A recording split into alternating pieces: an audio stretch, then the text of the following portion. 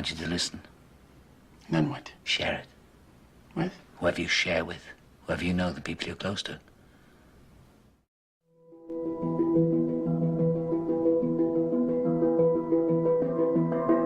Is no matter as such.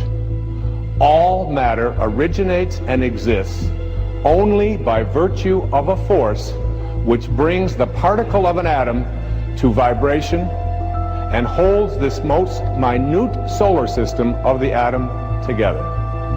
We must assume behind this force the existence of a conscious and intelligent mind. This mind is the matrix of all matter. One of the most intriguing discoveries in modern science is the fact that there is nothing in this world that even approaches what might be called truly solid. We speak of solids, liquids, and gases, but these terms describe superficial rather than basic properties of matter. All matter, regardless of its state, is composed of invisible particles called atoms, which in turn are composed of other particles. The air we breathe, though invisible to us, is just as real as wood or metal, because it's made of the same fundamental particles. It is the arrangement of these particles and the forces that bind them together that give to a substance its special properties. If we bring a piece of steel close to a magnet, we say that the steel becomes magnetized. But what is it that actually happens? If we place the steel inside a coil of wire connected to a high-gain amplifier, and then bring the magnet close to the bar of steel, we can hear something that suggests movement inside the steel. Listen.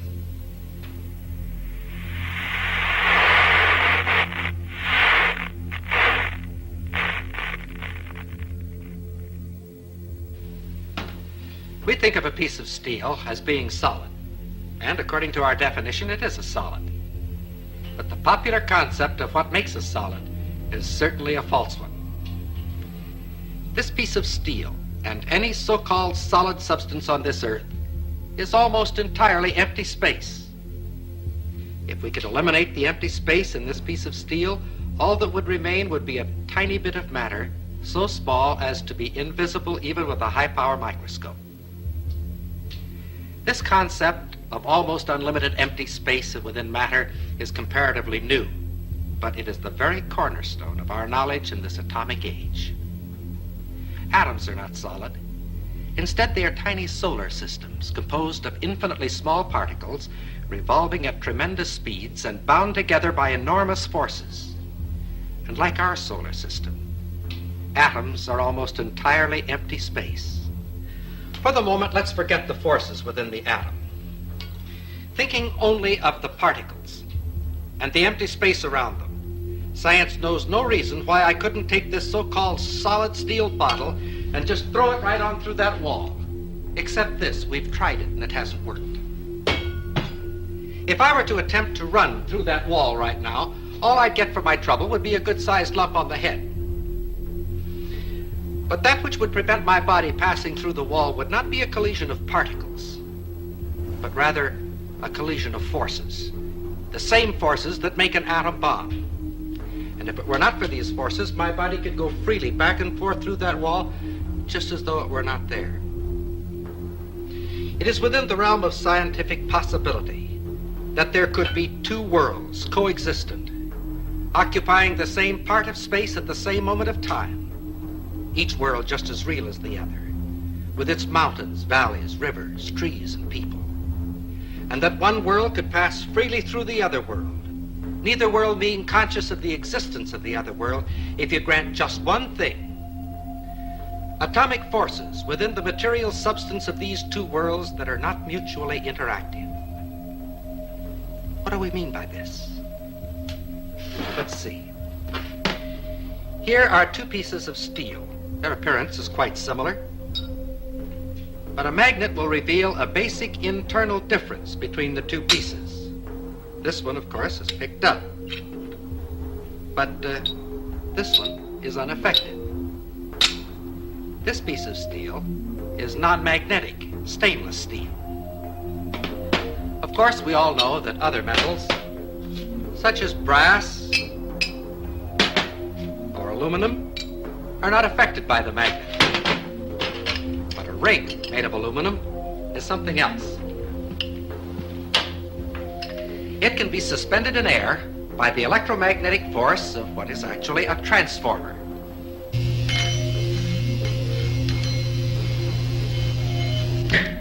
The ring being in effect a one-turn shorted secondary.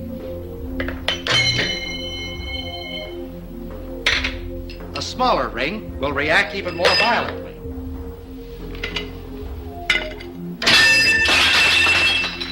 Here is another ring.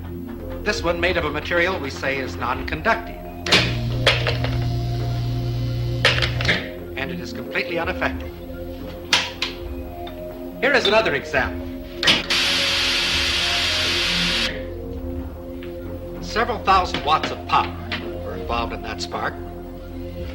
If we replace the spark gap with a copper coil, the same power now flows through the coil. It's invisible, has no effect on many substances, but it can generate a lot of heat. Wood, paper, things that we think of as being quite inflammable are not affected at all. However, a piece of steel wool bursts into flame instantly.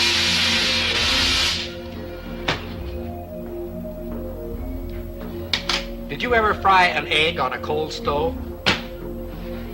It's no trick at all if you have the right equipment. This is a cold hot plate. And because it's cold, you can make it out of wood, if you like. Just be sure that there's a coil of wire inside and that you connect that coil to a high voltage alternating current source. The rest is easy. As long as we're being different, we'll use motor oil instead of Crisco.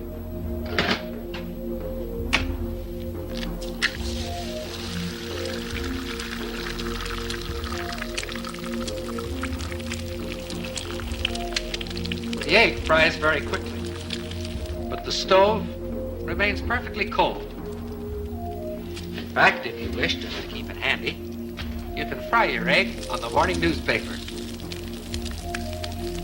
With a gadget like this, you can get up in the morning, sit on the stove, read the morning newspaper, and fry the eggs in your lap. Another example of the fact that physical forces can be quite selective in their effect. All of the examples which we have cited thus far have been in the physical realm, and of course have been limited by that fact. We can, however, cite examples that transcend the purely physical and clearly demonstrate the reality of these two worlds. The quantum unit, if you like, the real basics of the universe, quantum physics thinks are a quark, okay? Right. A quark, a single unit, a single nothing. A quark is made up of two units which vibrate. Yes. Okay, think of our light and our sound that we were talking about earlier on. Okay, Got because they vibrate, they are pure energy, pure frequency. Right. But they give the impression of being matter by creating the vibration which creates a physical response. Matter seems like a good place to begin. The solidity of the world seems totally indisputable. As a fixed thing that you can see and touch, your body is also reassuringly solid. But beginning with Einstein, modern physics has assured us that this solidity is a mirage. All of physical matter, everything we have around us, is the result of a frequency. And what that also means is that if you amplify the frequency, the structure of the matter will change.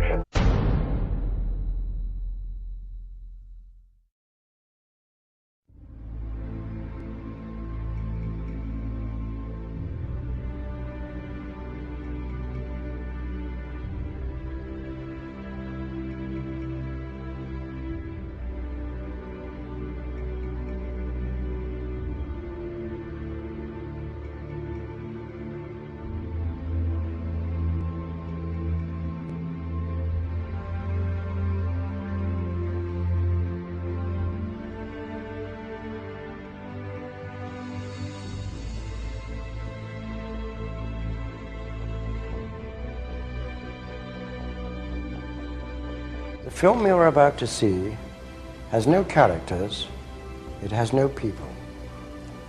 It is a film to describe to you and explain visually the effect of cymatic frequencies on texture, structure, water, oil. You will see many things that answer many questions. You will see living forms, living amoeba, almost animal-like creatures. You will see continents being formed, the earth itself coming into existence, explosions, eruptions, atomic explosions and bombs. You can see all this and watch it before your eyes. But everything owes its existence solely and completely to sound.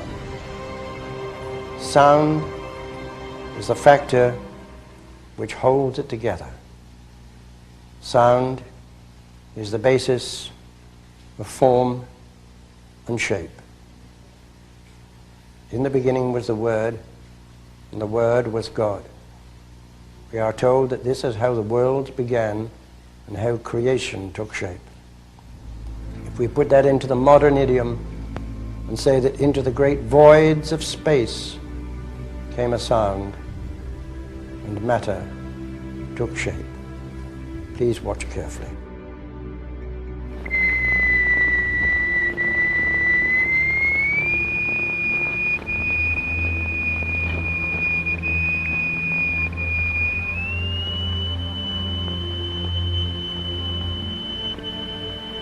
We can also use different shapes of plate. Here we have a triangular plate with a crystal attached to its underside and produce a sonorous figure. We change to a higher note and see a rather more complicated figure.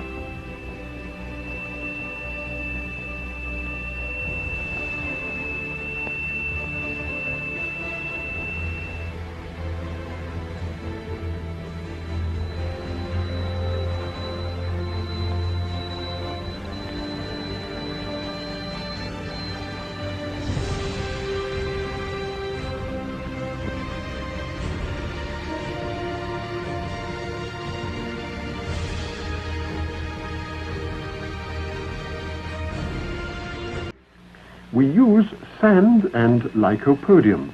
The lycopodium moves to the center of the fields and takes up circular shapes. The sand forms the lines. Each material has its own special way of behaving.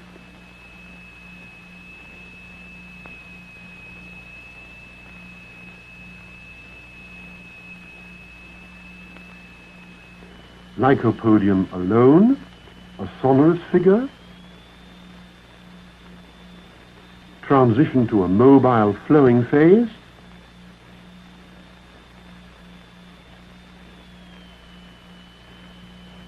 and back again to the figure.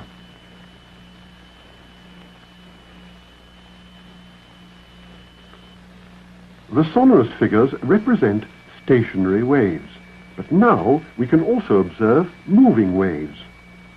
Here the sand is flowing in a current. What is it that drives the rotational effect in our galaxies? What is it that drives the rotation of the planets? What is it that drives and impacts the rotation of Earth? In vibrating glycerin, we see continuous waves which form the queerest figures. And yet, the extraordinary things we see here are simply and solely the effect of vibration.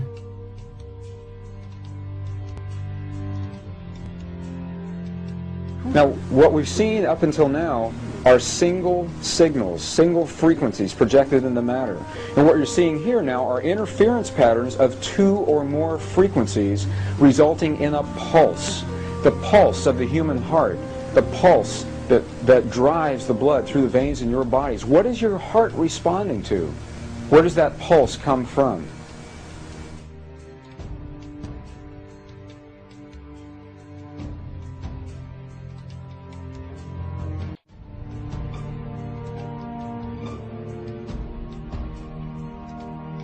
Quantum physics has revealed what ancient masters knew.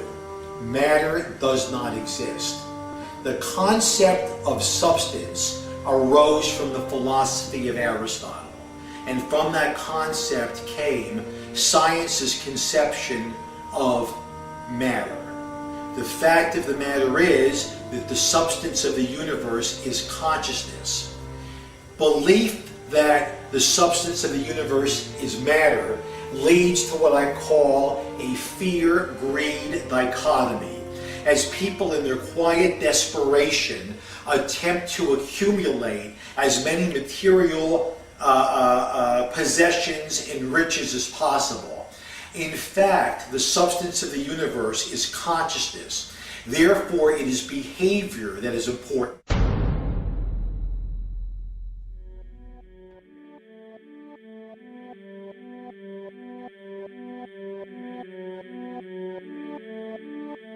The daily life we perceive with our five senses is not reality.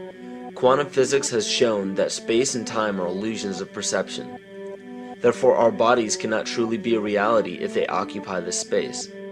Ernest Rutherford performed an experiment in Manchester that revealed to him the shape of the interior of an atom. Scientists were shocked to discover that the atom is almost entirely empty space. The question then became, how could this empty atom possibly make the solid world around us? Our true consciousness does not exist in our brains or in our bodies. But this illusion of our individual bodies, along with the misinformation of our true origins, has manifested the idea that we all think independently from one another. With this misunderstanding, it would seem impossible to scientifically explain telepathy, clairvoyance, spiritual mediums, and other phenomena dealing with transferring information between sources without physical means of communication. But when you understand that there is a common spiritual bond between all things in the universe, and that we are all part of one divine intelligence, no phenomena is unexplainable. The blank matter within the most basic building blocks of perceivable existence is malleable and molded by intent. This means that consciousness shapes our reality. If emotions are part of a realm that we cannot experience with our five senses, then how is it that we are all aware of our emotions? What most people believe to be emotions are not truly the emotion itself. What we are experiencing is the physical manifestation of these emotions. Anger causes disturbance in the psyche, which manifests itself in the ego. These manifestations cause the heart rate to increase, body temperature to rise, and spawn many other physical traits that signify anger. Just as music from the radio is a physical manifestation of an intangible signal, our experience of emotion is the physical manifestation of an intangible signal as well. It has been shown that our emotions have a vibratory frequency to them. Furthermore, there are only two emotions that humankind experiences: fear and love. All other emotions branch either directly or indirectly from these two emotions. Fear has a long and slow frequency vibration to it, while love has a very rapid and high frequency. To show that vibration is the very foundation of existence, Hans Jenny developed what is known as cymatics in the 1940s to show that when vibrations of sound are passed through a form of media, there is a set pattern that will follow. When the frequency increases, the media develops into a more complex pattern. This is precisely what is happening to our Earth and to humanity. There are 64 possible codes of amino acids in our DNA structure made from 4 elements: carbon, oxygen, hydrogen, and nitrogen. By any means of logic, we should have all 64 codes activated within our DNA structure. Yet we presently only have 20 active codes. And of these 64 possibilities, it appears that only 20 of these codes are turned on right now for us, the 20 amino acids. There is a switch that turns off and turns on where those coding sites lie, and that the switch for that turning off and turning on is what we call emotion. And this is the first time that we've ever seen the patterns of emotion directly physically linked to human genetic material. Well, fear is a long, slow wave of emotion. So this wave of fear is a long, slow wave and touches relatively few sites on this DNA. So an individual living in fear is limited to the number of antennae that they have available to them We're as an individual living in the pattern of love. This is love in DNA. You can see it's a higher frequency, shorter wavelength. We have many more potential sites for coding along that genetic pattern. This information, this is amazing. This is the first time we've ever had a hard digital link between emotion and genetics. This is important to understand because another researcher named Vladimir Popanov measured tiny particles of light called photons inside a vacuum tube. The photons were scattered as expected. A sample of DNA was then entered into the vacuum tube and they measured the photons again. They found that the particles of light aligned themselves along the axis of the DNA. Then, as they removed the DNA sample, the photons remained aligned to the same form of the DNA even though no DNA was present. This is what is known as the phantom DNA experiment. Science has now bridged a very important gap between physical and ethereal, or spiritual. Our emotions directly affect the structure of our DNA, which directly shapes the physical world we experience every day. Ron Sakeley, Department Chairman, Chemistry, University of California, Berkeley, showed that DNA acts as an antenna for cellular upregulation. The primary function they taught us about what DNA is about. It's a receiver and transmitter of photons, light and phonon sound. For what? Cellular upregulation, meaning that their water molecules, the pyramid power around the DNA spiral energizing strands are taking in the spiritual energy of love vibrations and then sending it out for manifesting, precipitating in a quantum field, the physical matter of the body. These are hertz, frequencies, or cycles per second that the musicians can retune their instruments to play and experiment with. Why? Again, these are the creator's musical scale, the original solfeggio.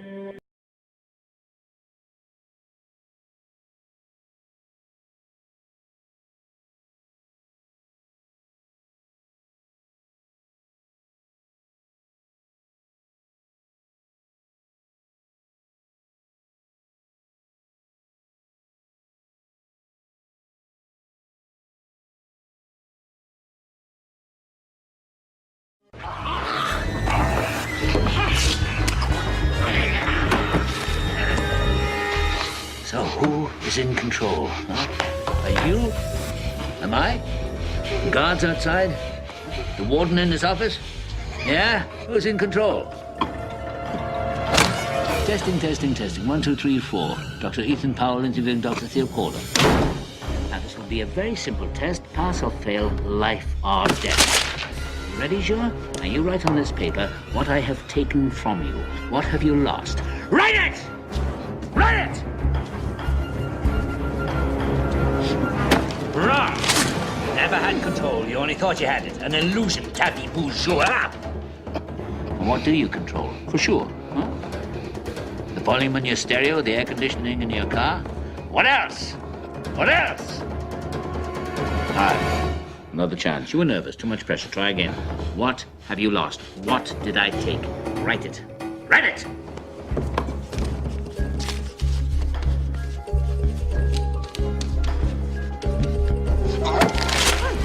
You're a fool, Juha. Do you think you were free? Where were you going at 2 o'clock today? Into the gym, right?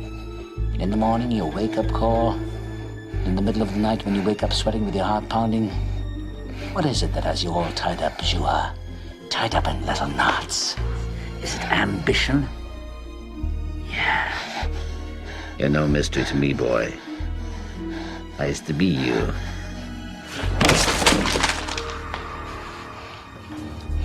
Okay. One last chance. You think I won't do it? That's one psychiatrist less to the world. I'm already deep in the pit, so what can they do to me? Last try. Get it right. What have you lost? What did I take from you? Write it.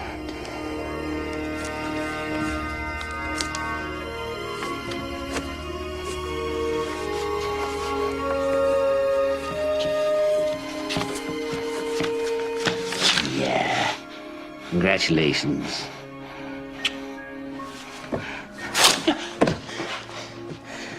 You're a student after all.